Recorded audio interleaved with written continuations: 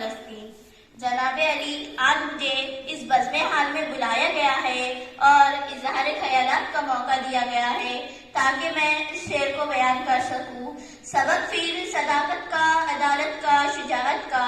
جناب صدر، جب میں اس شعر کو محسوس کرتے ہوئے میرے دل سے آہٹ نکلتی ہے، اس سکون کے عالم میں میں سوچنے لگی، گونگی ہو گئی آج صبح کچھ کہتے کہتے، گونگی ہو گئی آج صبح کچھ کہتے کہتے، ہچکچا گئی میں خود کو مسلمان کہتے کہتے۔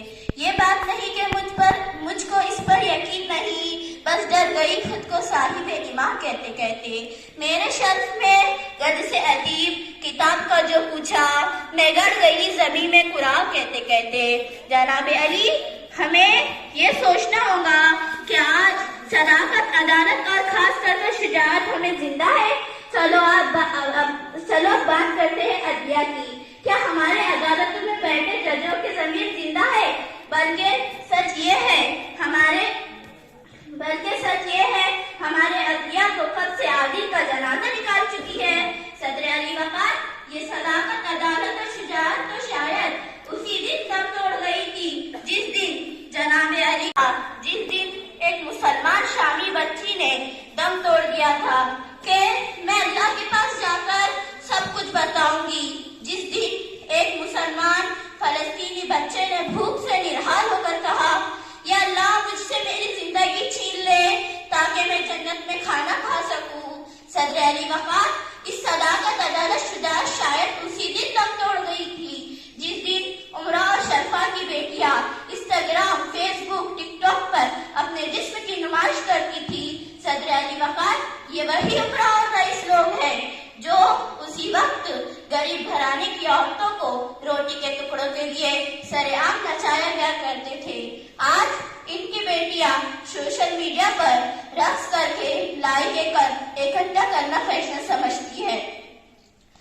جناب علی، آج ہم اس جگہ پر چل نکلے ہیں کہ شدہ کا ایک Thumka P H D degree کی اور ریسرچ کی بینڈ بجا سکتا ہے۔ آج پی ایچ ڈی فنڈر خاک چھانتے نظر آتے ہیں، جبکہ بے حیا، بے ہدا لوگ زبان زیدے ہاتھوں عام ہیں۔ جناب علی، آج ہم مسجد کے لیے سر کٹانے کے لیے تیار ہیں، لیکن مسجد جانے کے لیے تیار نہیں۔ آج ہم نبی اکرم صلی اللہ علیہ وسلم کا نام سنتے ہی جھک جاتے ہیں، لیکن ان کا حکم ماننے کے لیے تیار نہیں۔ جب حرمت نبی پر گستاخی رسول کی جان لینے کے لیے تیار ہے، لیکن حرمت نبی پر کلمہ حق پڑھنے سے ڈرتے ہیں۔ وجہ بے رنگی گلزار کہوں تو کیا کہوں، وجہ بے رنگی گلزار کہوں تو کیا ہوں، کون ہے کتنا گنہگار کہوں تو کیا ہوں۔ تم نے جو بات سرے بزم نہ سننا چاہی، میں وہ بات سرے دار کہوں تو کیا ہوں۔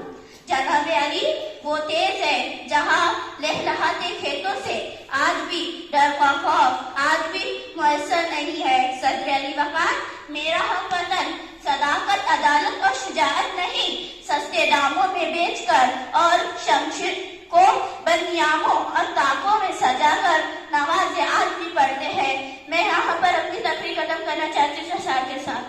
کفر دم توڑ دے ٹوٹی ہوئی شمشیر کے ساتھ، کفر دم توڑ دے ٹوٹی ہوئی شمشیر کے ساتھ، تم نکل کر آؤ نعرہ تکبیر کے ساتھ۔ السلام علیکم۔ اللہ اکبر۔